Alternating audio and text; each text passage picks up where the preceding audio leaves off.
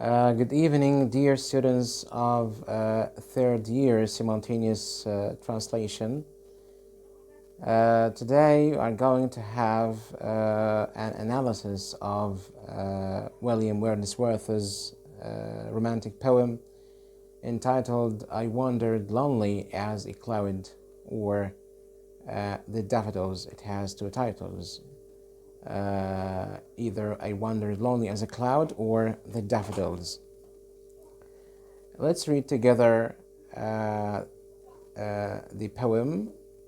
I wandered lonely as a cloud that floats on high over vales and hills, when all at once I saw a crowd, a host of golden daffodils, beside the lake, beneath the trees, fluttering and dancing in the breeze, continuous as the stars that shine and twinkle on the Milky Way. They stretched in never-ending line along the margin of a bay. 10,000 saw I at a glance, tossing their heads in a sprightly dance. The waves beside them danced, but they outdid the sparkling waves in glee. A poet couldn't but be gay in such a jocund company.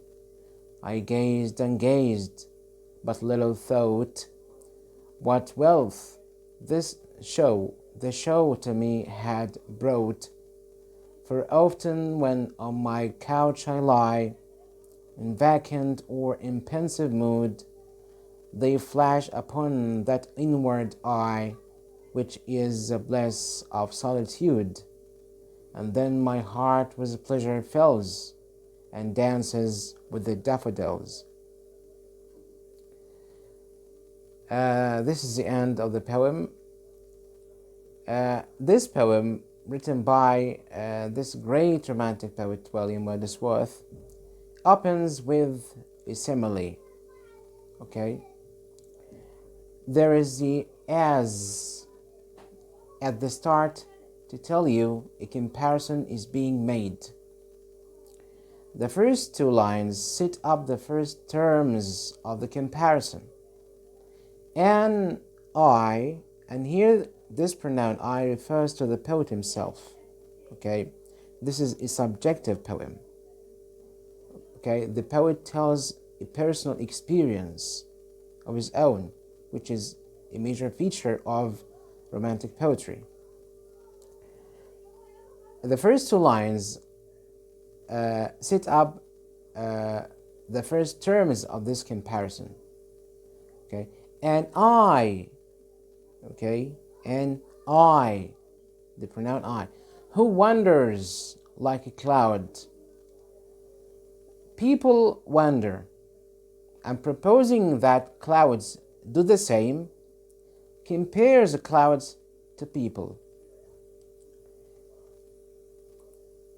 So far, the comparison seems to have to do with movement. There is, however, another comparative term, okay? Another dimension of comparison, introduced through the word lonely. The poet is saying that the cloud, like himself, is one, alone, but only a human being can feel such solitariness as loneliness. Only humans can feel lonely. The next lines introduce two metaphors. When all at once I saw a crowd, then a host of golden daffodils.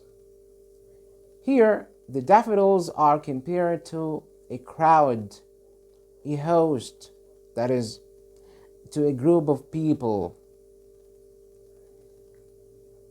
Here, again, in contrast to loneliness, there are many daffodils, all together, close together, The image chosen for this group is, however,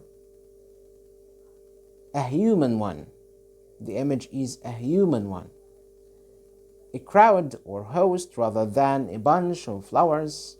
The poet didn't use the word bunch, for example, but he used crowd, a host. So there is some sense that the flowers seem alive and human at the same time. Then the last line, very gently, very tenderly, suggests that there is a further metaphorical comparison.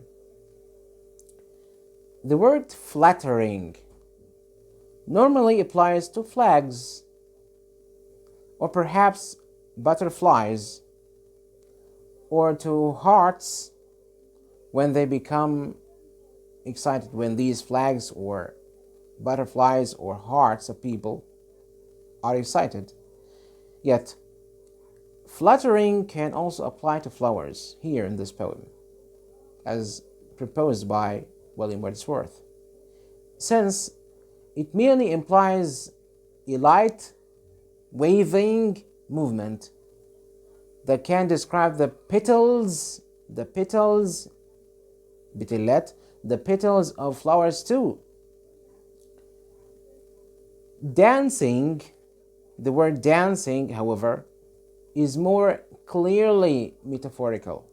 Flowers dance only if you are comparing them to people.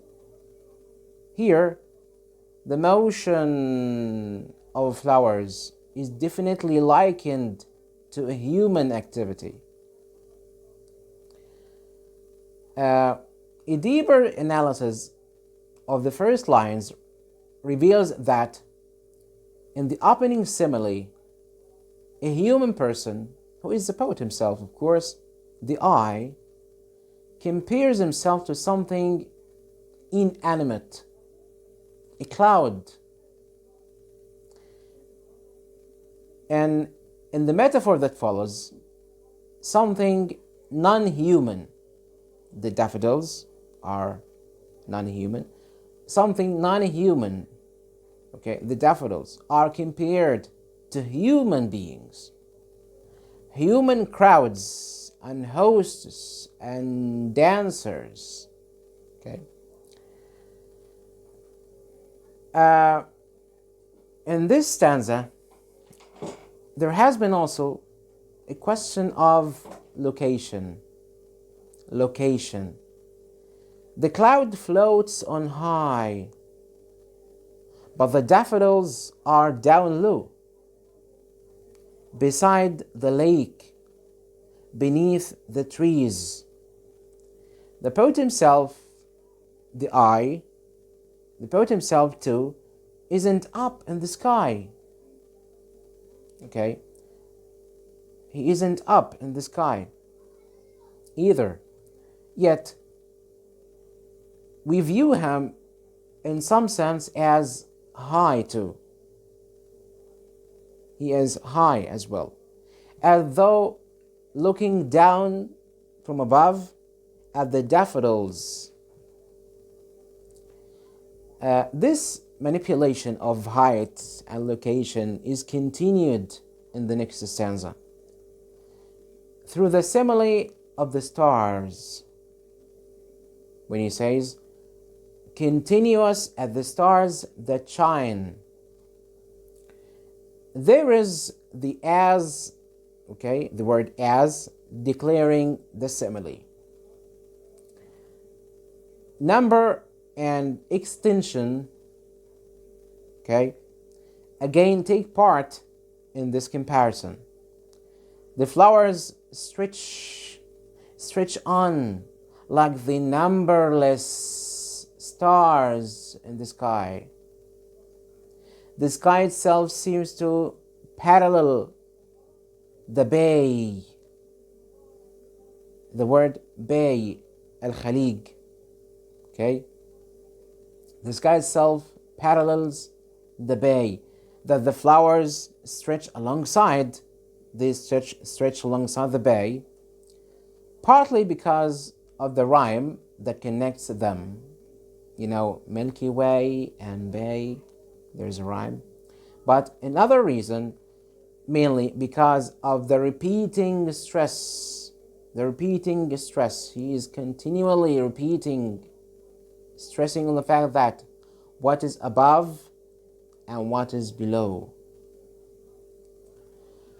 If the flowers by a lake, stretching along a lake, if these flowers are like stars in the Milky Way, then the flowers are like stars, and the lake is like the bay. And the lake is like the sky. The comparison doubles, gets more complicated, connecting everything that appears on the two sides of this linking tool as. The word I, referring to the poet, is located somewhere between the stars in the sky and the flowers on earth. Because the ability to see 10,000 of flowers at a single glance implies a quite commanding position from above, which allows a person to see this huge number, 10,000 flowers. This stanza ends with metaphors that strengthen the earlier comparison of the flowers to humans, when you say, tossing their heads in a sprightly dance.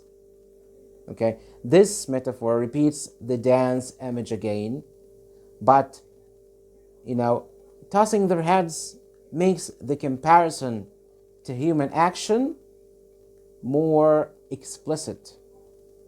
In this comparison, in this metaphor, the similarity between the two is more explicit, more apparent, clear. Thus far, the images have generally attributed human traits to the natural world surrounding humans, a kind of comparison called personification. We call this, personification. An image personifies something non-human by granting or transferring human features or actions or attitudes to it. He said that the daffodils tossing their heads. This is a kind of personification, granting human characteristics or descriptions to non-human objects. Personification forms the central image pattern throughout this poem, which is carried forward and intensified from one stanza to another. In the next stanza, the metaphor of dancing is extended to another. This object is the waves of the water of the bay.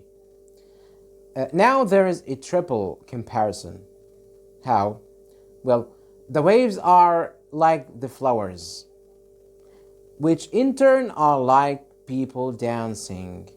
We have the waves, the flowers, and the people. Triple comparison. The sentence, "A poet couldn't but be gay," suggests that the whole poem has taken place inside the poet's imagination. It didn't really happen only in the poet's imagination.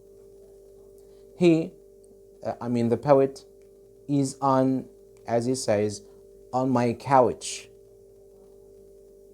He is not out in the hub of nature. No, he's at home in his own couch, looking with an inward eye, a contemplating eye. In the sentence, when he said, "Then my heart with pleasure fills and dances with the daffodils. The metaphor here is completed, okay, made complete by suggesting that the dance is finally a dance of the heart of the poet himself. The poet sees himself in nature, imagines himself in nature, and then he sees nature in himself, reflected in himself. It's a moment of self-reflection or self-contemplation. It remains to say that the structure of the poem consists of 4 stanzas. Each one of these stanzas contains 6 lines, and the rhyme scheme is A, B, A, B, C, C. Thank you, and next lecture we will continue with the analysis of A Christmas Carol بإذن الله.